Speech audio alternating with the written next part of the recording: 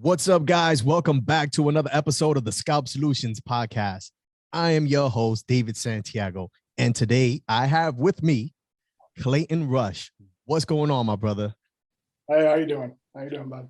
I'm doing great, bro. Thank you for taking out some time from your busy schedule to jump on the podcast and chop it up with me, man. No, it's an honor. I appreciate you asking me. All right, man. Let's jump right to it. The first question, my leading question is always, let them know your location and what clinic. But the smart man that you're standing right in front of your logo. But go right ahead, brother. Let us know the clinic and where you from. And my name is Clayton Rush, and I'm with Ohio SMP Studio. I'm in Mansfield, Ohio. Outstanding. Can I call you Clay or is it Clayton? What do you prefer? We're going to go with Clayton, man. We're going to go with Clayton. I don't want to mess with you. You're a big guy. You guys might not know this. If you're listening, you haven't met this man. I had the pleasure of meeting him at the SMP Expo. This dude is probably the biggest practitioner that I've come across. What are you, like 6'10", 6'11"? I'm 6'3". I'm not that big. Yeah. I no exaggeration, like over 40 people told me, I can't believe how big you are. But I don't think I'm that big. You know what it is, bro? You're in the industry with a bunch of little guys, man. That's what it is. This guy's gentle. He says 6'3". I'm here looking. I was like, wow, this is a big guy, man. So how long have you been in the industry, brother? I got trained in July of 2019. So a little over 2 years now. Little over 2 years. How has that been for you, man? Like within those 2 years, like how's your clinic going? How's everything you're going? It's going amazing now. I mean, it was very hard starting out. As most challenging business thing I ever did. It's just hard to get clients to, to be your test dummies, basically. And they don't even know what SMP is because you got to do it with your friends. But once it's got going, it's exceeded my expectations. I set goals for myself and I've reached them like years before I thought I would. Like I'm so blessed, I can't believe how. Outstanding, man. And you just recently, right? I had the pleasure of announcing an award for you. Let's talk about that award, man. How did that feel, receiving that? Yeah, I almost got a little emotional on stage. I set 3 goals for myself. And that was the last goal. And Chris Herrera, I saw that he won Meeting of the Minds New Artist of the Year. So I was like, man, I like to have that. It's good to get clients, see that. And Mike at Hairline Inc., Magic Mike, he's not even in my circle, and he was sending me a few clients. Like I was only 6 months in and I didn't want to drive all the way to Chicago.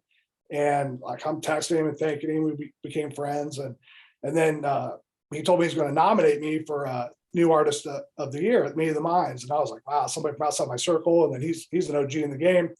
So I was amped about it. Then COVID hit and then they canceled it. So I was like, oh, now I'm missing the chance. So then for me to get one, it's kind of like one last chance to get that. And, I got that at the expo and it really meant a lot to me. Yeah, that's awesome. Especially having somebody of that capacity in the game, giving you that stamp of approval. Like, hey, man, I'm going to put you in for this. Yeah, I couldn't believe it. Didn't know me. We never talked at all before. I mean, he's a great guy. Outstanding, man. So now, how did you come across into the SMP industry? What were you, what were you do? Actually, you know what? Let's handle that one first. How'd you come across it? Aside, like, were you just looking for another outlet, or were you introduced to it because you were a client of the procedure yourself? No, I've been a barber for over 20 years. I own 3 shops, still own them. But a barber friend of mine in Cleveland showed me about, I don't know, his name's Hobbs, shout out to Hobbs, about 5 years ago. But it was a hard hairline on a white guy, and it wasn't a very good job. And I was like, my first impression was like, that is so stupid. I was like, no way, man. And so then just being in the barber world, it's probably on Barber Society page, but I really wish I could remember whose work I saw, but I saw work that was done really well. So I started researching it a lot, and I'm going through and I'm researching it and thinking about getting it for myself. And then I saw the money that's in it, and now that I'm doing it, it's more than money. But at the time I was like, okay, this is my next move here. So I started looking, I was like, okay, I'm going to sign up for training and SMP at the same time.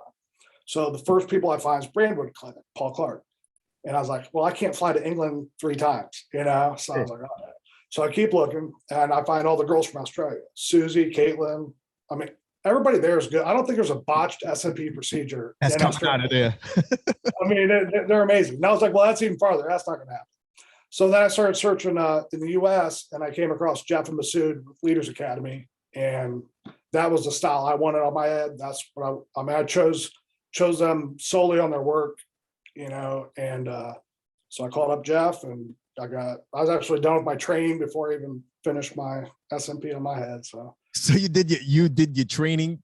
Did you do a first session and then do your training? Yeah, well, he was in Chicago more at the time, than he's more in LA now.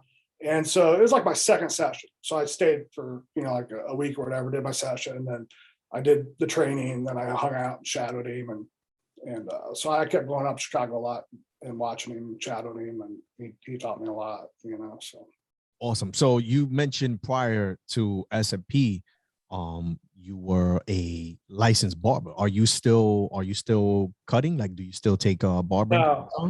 No, I was I opened my first barbershop when I was 20 years old. And I went to college for a month and a half, and it wasn't for me. I quit.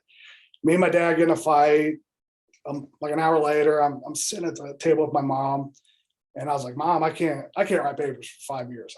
But I don't want to work in a factory." And I started cutting hair in 7th grade on my friends. And by the time I was a senior, I was pretty good, but I just did it for fun. I didn't take it serious. And she goes, "You go to barber college, I'll pay for it." So that's how it happened. So I opened my first shop when I was 20. And then as time, I thought I was going to be I had the entrepreneurial mindset. I wanted to open a car wash, you know, and I didn't have the capital to do it. And then I grew my shop, and then I opened a second, a third, and then I discovered SMP, and, you know, that being in the hair industry led me to this, you know. So. Got you. So you still have your barbershop. You have 3 active barbershops, and you have your Ohio SMP studio. Yeah. And I don't cut. As I was starting out, you know, I'd cut for 10 hours, and I'd have all my equipment in my office, and I have a salon in one of the shops, and I set all the tattoo stuff up, and I tattooed like midnight, but like I was barely getting customers on, so it wasn't like every night, but that's how I started out. And then I'd go from cutting 6 days a week, 5, 4, 3. Then I was all the way out. It was like, that's it. You got the message. It was like, I'm done here. So, well, I just like it. Now I'm down to 3 clients. I got 2 guys I just like talking to them because they're business-minded guys. I like picking their brain. And then my 3rd client is my son, Hudson, who's 5 years old. So shout out to Hudson if keeping you active. Yeah, but that's the only 3 I cut right now. So that's awesome. Yeah. So you've been in the industry for 2 years, and you've accomplished a lot in such a short time. And, you know, I'm not saying such a short time to try to discredit you, because, you know, you have accomplished a lot. You know, you got the art, not the what is it, newcomer of the best Rising Stars. Rising Star. There we go. Newcomers. Look at me freaking devaluing the it doesn't matter. But I say that to ask, do you see yourself in the industry for another 5 years? Oh yeah. I'll be doing this for the rest of my life. I will keep opening businesses and getting into other stuff, but I'm more the hands-on type. Like before, I was trying to decide, was I going to open a barber college or was I going to do SMP? And everything about the barber college was the part about my job I hate the most, is doing payroll for my employees and the office work. So I was like, I like the hands-on part. And so I went the SMP route, and I've just been so blessed. Things have just happened so fast for me. It's like, it's hard to believe. I mean, I can't believe it myself, to be honest. Do you see yourself taking on a role like what you did with your barbershops, and possibly opening up multiple Ohio SMP studios? Yeah, it's a possibility. Like I've thought about Indiana. There's nothing in Indiana. I'd love to put one there, but it's tough to find. You know, I'm training now with Leaders Academy, so if I can find an artist that, you know, has it, you know, and is really good, and I trust them, and I can put them in there, I might do that.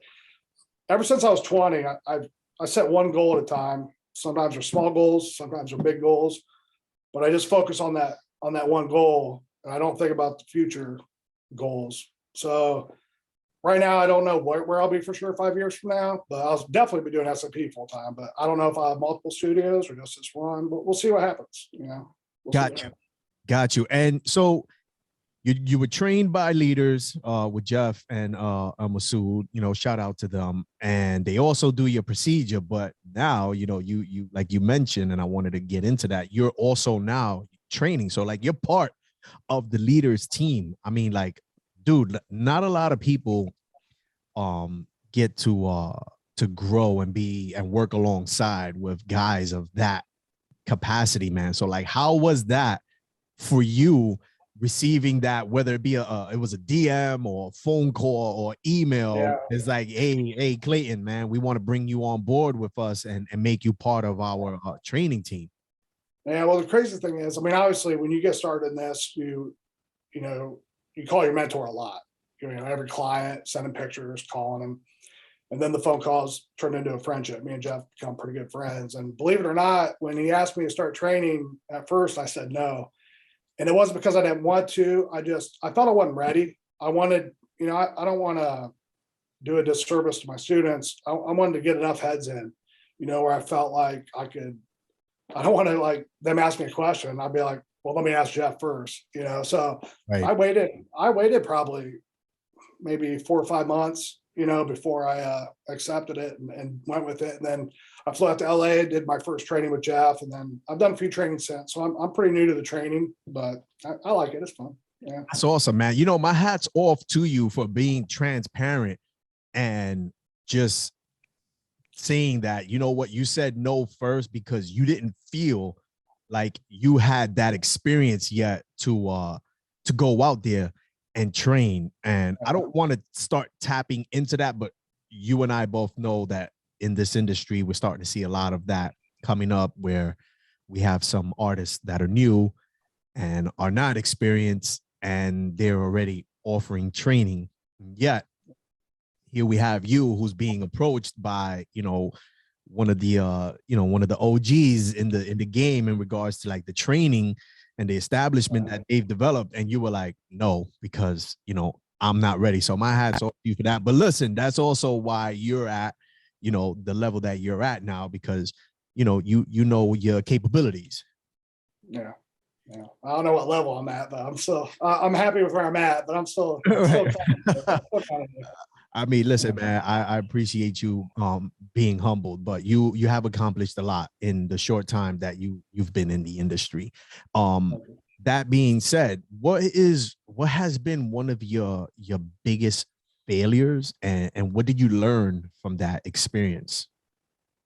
And it doesn't necessarily have to be like a failure. Just give me a lesson. Yeah, the only failure I've had with SMP, like things have gone so well that like wasting money on Google and Instagram ads, for me, they don't work. So hiring an SEO and doing Google ads, it changed everything for me. Going back to the barbershop days, my salon was probably my biggest failure. I still have it and I'm still making money off it, but I made it all booth rental, and all of my other employees at the shops are you know, W-2 employees, so I control the hours and have enough people there in busy times. But that way, the salon, I just didn't, just because you know the barber world, you don't know the salon world. So yeah, I just do booth rent and I let them take care of it. At least I'm still making some money off it, but it was a failure in my eyes. So.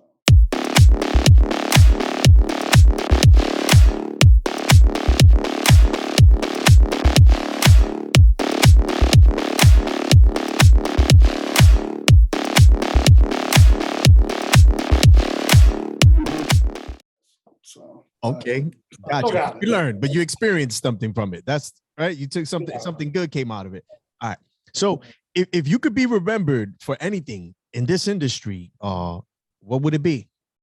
Besides being the biggest guy in the there's guys. How about the second Scalp King in Vegas? He's a pretty big guy. He was at the expo. Which guy? Scalp King. You know what? You're right. I did not notice that. He's like a black belt in jiu-jitsu. So yeah. I don't know. I'm not the biggest guy. I got bigger than me. But today you're the big guy, right? I'm the fat guy. Yeah. So yeah. What was the question again? I'm sorry. Oh no, it's all good. If you could be remembered in the industry for one thing, what would it be? I just that I'm humble. Like I was almost hesitant to do this podcast because like I really don't want to feel like I'm bragging. Like, I used to do barber competitions and I had trophies. I never even put them out in the shop. I just wanted respect from my peers. This is different with this because it's totally different than barbershop. In a barbershop, your clients are all a 20-mile radius. They're coming from other states. So, I have my award up in here and I wanted sponsors. I pursued them. It's just totally different, with this. But yeah, I know you are an incredibly humble dude. And I remember when we met at the expo, I actually put you in a spot because I saw you as I was making my way. Not ready for that. As I was making my way through the crowds of like, who am I going to interview and who I'm going to ask these questions? You gave me that look of shit, don't come to me, bro. I was like, I'm going to go to him, man. And I immediately knew like, just like how humbling, you were just, even the way you answered the questions, even how you came up to me after, and thanking me, like, thank you, for coming up to me and, choosing me, to talk. I appreciated that you were, you humbled yourself enough to even say that to me. I appreciate that. Yeah. So if you could have, and this might be a tough one for you because you've been meeting some pretty established artists, but if you could have a beer with any artist, here's your opportunity to tap in with him and just really pick his brain. Who would it be and why that artist? To me, honestly, it's an easy answer. There's a lot of guys that I want to meet. I don't want to name a lot of names and leave people out. Like off the top of the head, Jerome, Matt, Ayuya. I don't even know how to pronounce his last name. I got to talk to Jerome for like 30 seconds at the expo. I didn't get to talk to Eric. Damian Porter, big names like that. But to me, the Michael Jordan of this is Paul Clark. For him to invent the three session process, and as a kid, professional athletes are our heroes. So who wouldn't want to have a beer with Michael Jordan? And that's who, in my eyes, that's who he is. I think we owe a lot to him. And I want Simon to come along too. But it would be. I can't wait. I know they're going to Vegas, so I can't wait to meet him. We've talked before, but not, no phone calls, just messages. So I'm really looking forward to it. Awesome. So you're gonna be out there in Vegas too? Yeah, I'll make sure I'm at the Tulum one, Jeff's next one, and then Matt's one. I'm excited. I'm excited for both of them. That's awesome. Same here, man. Both are great for the industry, and it's a great time to to just meet all the artists. And had it not been for the last one, me and you would have not known each other. I feel like we actually got to chop it up, almost like we even knew each other prior to that, and that's what's so great about these events and like bringing us all together. Yeah, it was awesome. Jeff, I was like I didn't think, like when you interviewed me at that one thing, I didn't think I'd be on that list. And then I told Jeff, I was like, nobody's gonna know who I am. I don't have my name on my logo, and I don't post a whole lot of my face on stuff. I wish I could be like Taylor Perry and Chris Herrera, have that charisma all day. Yeah, man, they're great at it. They're great. It's a great marketing tool for them. But yeah, I was really surprised. Jeff's like, they'll know who you are. And I was surprised how many people knew exactly who I was. I don't know. I was just shocked. It goes with your character because, I think, not a lot. The guys that are known don't really go out their way to make sure that they're known. It's just like these certain qualities about them and they're just being themselves. And that's what you do. So hence, that's why we do know you. Yeah. Well, so let me, do you have a pet peeve in the industry right now? Something that you don't like that's happening? I've only seen it. Yeah. My pet peeve with artists, I haven't seen it too much, but I can see this heading in the same direction the barber game headed in, just the hate. Like, I can't stand it. I just, why waste your time? If you're wasting your time hating on somebody, you're taking away from your business. It makes you look insecure. And it's just, it's the same with the barber industry. There's plenty of people to go around. Now granted, not enough people know about this yet. We're still things like you're doing here. We're getting the word out, but there's plenty of people go around and I see some of the hate on the forum. It's not too bad yet, but but if you were, do you have a barber background? Are you a barber? I am. Yeah. I'm a barber. Yeah. So, but been on the Barber Society. So you've seen all the stuff. It's hard to look at sometimes. And I just don't want those forums to turn into that. So that drives me crazy. So that'd be my answer. Just the hate among artists. I mean, I agree with you with that as a barber. And I also have a certain way that I feel about that. And I think as barbers, we're used to a certain culture in the barbering world, and it's acceptable. I just think that there's a lot that shouldn't be transitioned over into this industry. Oh, it's totally different. And marketing and it's different. It's starting to happen. So yes, I agree with you with, the hating and some of the, a lot of the ignorances that. One of the reasons I truly feel like my barbershops did well was I never cared about what any other barbershops were doing, what they were charging. Every business is unique to you and your city and your demographic. I mean, I definitely learn from people, but you gotta adapt it to your situation. And I don't know. I mean, people have certain situations you gotta adapt on them. Like, for example, I really defend the guys. Like you in New York. They talk about all they do is hard hairlines in New York. I'm like, that's just popular in New York. That's what they want. These artists want to do faded hairlines too. They don't want to do hard hairlines all day. I was like, you tell me Matt and Jarreau can't kill a faded hairline, I guarantee they can, but I get, the clients and they do a lot more advertising. So I hear that from clients, and even though they're trying to book with me, I'm defending those guys because, it's that's just what I hear, Right. And being in New York, that's what's popular. Yeah. They want. We have, even here, we have Caucasian men that walk in and they look at the posters and, I got some young guys, I got some of the rappers that I've done, and they will go, no, I want that right there. Yeah. There's no telling these guys, oh, hey, sir, you're 45, you're 50 years old. Let's go with a little something more age appropriate. Yeah. They don't want to hear that shit. They're like, no, this is my opportunity to get the hairline that I want.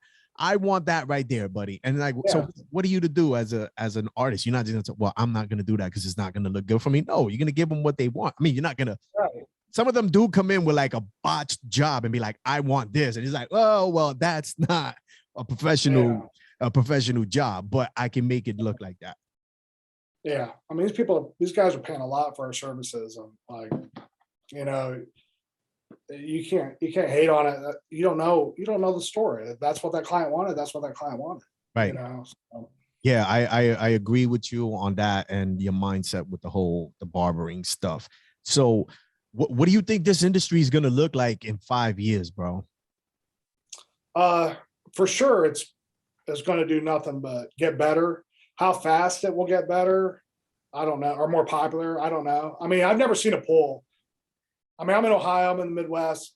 Maybe it's a little different here. I feel like less than 5% of people know what SMP is, but 80% of people know what microblading is, or they know what women getting their eyebrows tattooed is. And I think it's because women will tell all their friends and guys keep it a secret. So I think that's restricting us. But things like you're doing here with this, and it's starting to grow.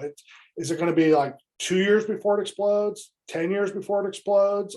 I don't know. But the great thing is that we're in it on the ground floor, and we're going to be, getting those, even when there's a lot more artists, we'll be getting the quality clients that are willing to spend the money, and they want somebody that has done, over 1,000 heads, so. It might be you, bro. You might be spearheading this movement, bro. You might be the guy, man. We all got to. We all got to do our part. It's just some things just take time. Those guys that I met, SMP Inc., they've done a lot of celebrities. That's the key, doing popular people. I don't get that. I don't get the, all my friends that are barbers in Cleveland, they're doing all the Cleveland Indians and Cleveland Browns players and pictures with them. I don't get clients like that around here, so. As a barber, that was it was an easy thing because it's barbering, you know. So guys are like, oh yeah, that's fine. You could take a picture of me and show. Here, that's great. I've gotten so many non-disclosure agreements. I remember I didn't really even know what that was until like the first, you know, celebrity reached out to us. And I was like, when I heard the verbiage, I was like, wait a minute, I feel like I need to call my lawyer, which I did, because I'm like, they're telling me they want a non-disclosure agreement. It's like, oh, well, you know, you can't take pictures. They don't want, and I'm like, shit, man, like that would really help me out. Yeah. That's the thing. They won't tell either. They don't want, you know, women are just like, that's a thing for them. Like culturally, it's like, yeah, there's a new enhancements out, ladies. Hey, get it done. It works. Where guys are like, I'm not telling nobody I got a fake hairline. You crazy? They're gonna give me shit.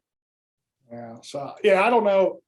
To answer your question, like 5 years, I don't know where it's gonna be. It's getting better every month. I hope that something happens with you know, a major celebrity or major break. Joe Rogan gets it or something. I mean, that would, if Joe Rogan got it, that put us all on the map. But we'll see what happens. I mean, if Joe Rogan got it and didn't make the artist sign a non-disclosure agreement and brought him onto his podcast, that's it. It's game over. But he would.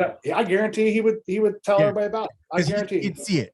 Anyone of that capacity who gets this procedure done and really experiences the life-changing effect that this gives, they're gonna see. They're also gonna put dollar signs to it. They're gonna be like, whoa, wait a minute. Like, I could spearhead this movement. Yeah, I'm jumping in on it. I'm telling everybody.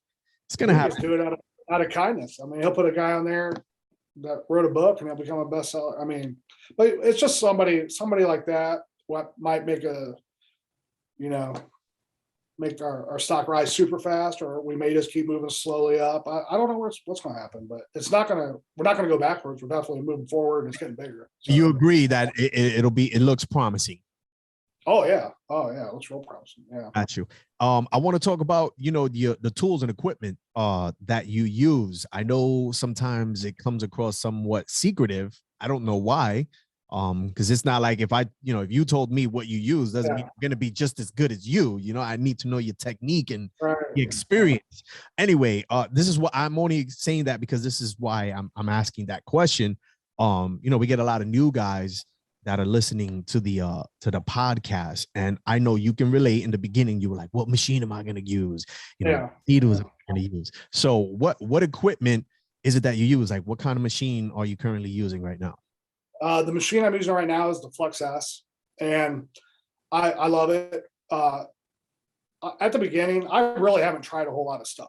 I just listened to whatever Jeff and Masood like to use. I was using the Cheyenne that they really like and they can't get away from. They'll try other stuff. And they always go back to the Cheyenne. They really like it a lot. I liked it, but just having cordless.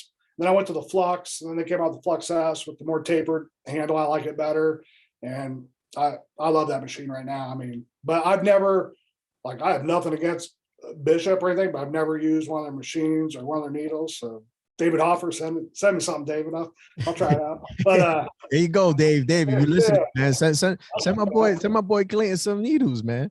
What about, no, you can't do needles. I'm sponsored by FIT, so we can't do needles. Oh, there we go. Yeah, FY. What? I forgot here, and I had it listed here, and I blacked it out for some reason.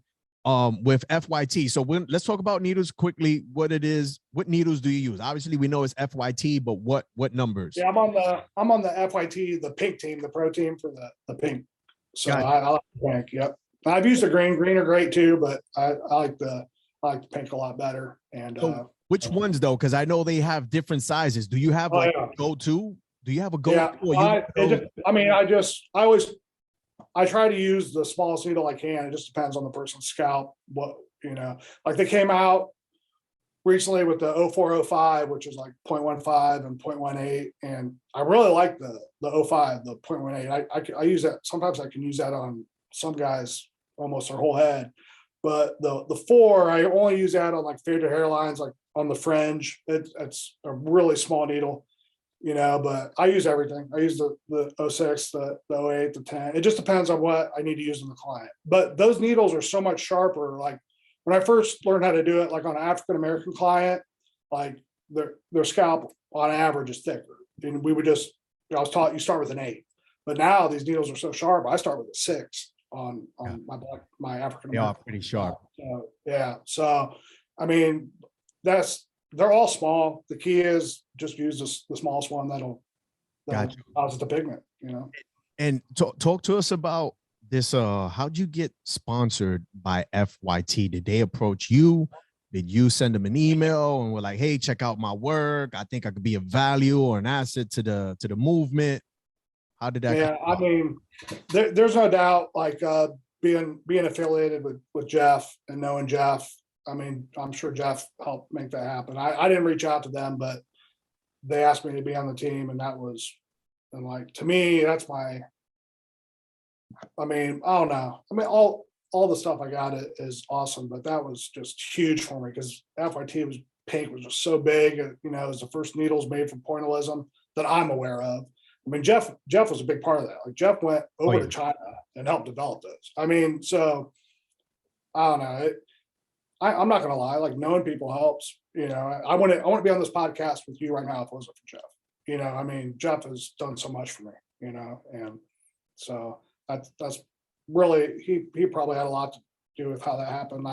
You know, you'd have to ask him. I don't know, but gotcha. I'm happy to be on the team. So I know you're being the humble man that you are, but I can guarantee you that aside from you knowing Jeff, I'm sure they definitely look at the work that you're producing and yeah, said, your work has to be good. Yeah. They're not going to, Right. if you're putting out garbage, they're not going to. Right. It's not just like, hey, I know this guy. He's like, yeah, let's get it. I take a lot of pride. I take a lot of pride in my work. Yeah. You do put out good work, so I'm sure 98% was for your work, brother. Oh yeah. Let's not put water on your own fire there, buddy. I appreciate your humbleness always. So now, let's go with if I'm a new artist, right, coming up in the industry. Mm-hmm. What's one good gem, one good piece of advice that Mr. Clayton Rush has to offer? Here's a good one. Everybody talks about how you do your first few clients for free. You know, you got to do them for free, and you'll get. I've had students and they're just stubborn. They're like, no, man, I'm on a chart. You know, it's like, it just doesn't work that way. You got to grind. You got to understand there's value in that picture in your portfolio. It's going to pay off in the future. So once you do get a little bit of a portfolio build up on those free clients, and you start running ads and you start actually getting some phone calls, you just don't go straight up to the top of the pay scale, 4,000 for Norwood 7. Like, what I would do, because I just wanted to stay busy because I knew how important the portfolio was. It was more important than money. And so I would look at the pictures they send me and I'd be like, okay, what price would I not do this for? And then I would add $100. And that was a quote I'd give them. And then half the time you're getting doctors, you're like, I could have charged them double. But I realized how important the portfolio is, and then once you get to the point where you're booked out a month or more, then your prices can start going up. You got to gradually go up. Like, these people that think they're going to take the class and go do 2 heads and pay for everything, and it just doesn't work that way. That's why so many people fail. You really got to grind at the beginning. You really got to grind. It's hard. So ultimately, patience. You need patience, just like any other business. It's not if you're starting out on your own and doing your own studio. If you get affiliated with somebody else, like I have another artist now, Kelly, and I'm helping bring her clients, So if that's a good route to go, if somebody needs somebody, somebody's hiring, but then they're going to get a cut of your work. You're not going to get 100%. If you're going to be the true entrepreneur mindset and start it from scratch, like I did, like, it's going to be hard at first. I mean, really, but if I can do it I started my first studio was in a town of 10,000 people in the middle of Ohio, surrounded by cornfields. I mean, if I could do it there, that's the power of the internet. If I can do it there, anybody can do it, but you just got to keep grinding and get that portfolio built up. So you legit surrounded by farmland. You in God's land? Oh yeah. When you drive from town to town, there's fields in between. You don't drive through an intersection and you're in a new town. Yeah, that's awesome. It's not like that, man. So Clayton, before we wrap things up, man, let the listeners know where they can find you online. Okay. My website is OhioSMPstudio.com. My IG name is Ohio_SMP_studio. For training, you can hit me up directly, or you can go to the leadersSMP.com website.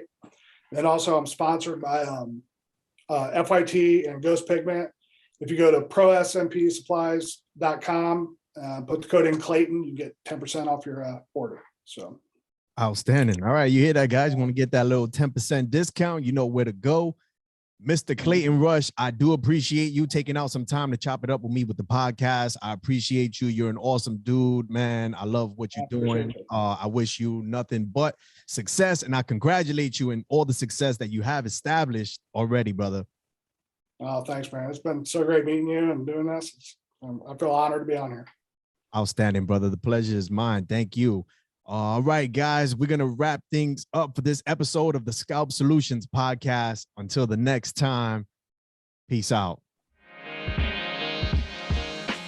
Hi, I'm Damien. I run Team Micro. We're the world's leading design and marketing agency for the SMP and permanent makeup industries. We set up in 2009 as a one-person operation. We now have a team of 17 people. Within this team, we have the leading marketing experts for our industry, covering all aspects of digital marketing. And we only specialize in permanent makeup and SMP, so we really know the industry inside out.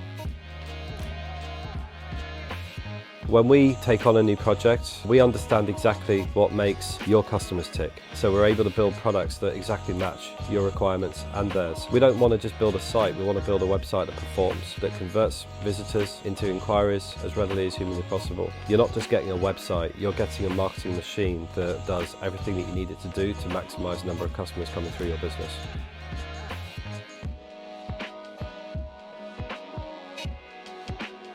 The reason why I joined Team Micro was because of how diverse the client base was. The team's skill set is so wide-ranging, so it's a great opportunity to learn from them, and it's been an amazing opportunity so far.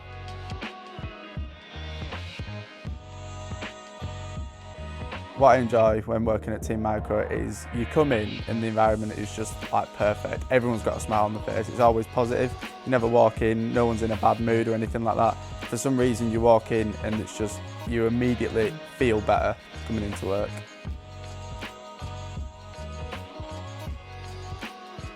The opportunities I found at being at Team Micro, being here 6 months now. Started off in sales, speaking to just American clients. Just started a new project this week that I've been given. It's completely mine, and it's dealing with a lot of customers. When I say a lot, I mean everyone around the world that's involved with scalp micropigmentation. So it's liaising with everyone within the company, everyone around the world. So it's a great opportunity, and I'm grateful that I've been given it within the short time period that I've been here.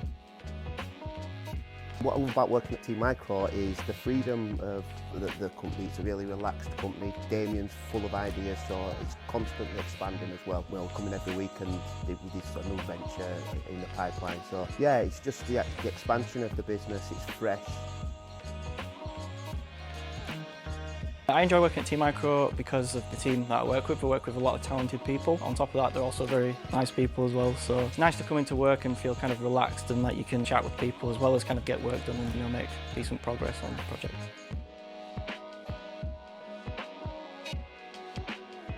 The connection between both of the rooms, like the web design team and the sales team and everybody, because you're all talking all the time and it's really friendly with everyone, you start to obviously develop more skills like the more you talk to people. If I was talking to someone in the web design team, they'll just be like, oh, why don't you incorporate this as an idea? And you start to learn more and more things from different areas of the company. So your skill set is just consistently developing into like what can help the business grow.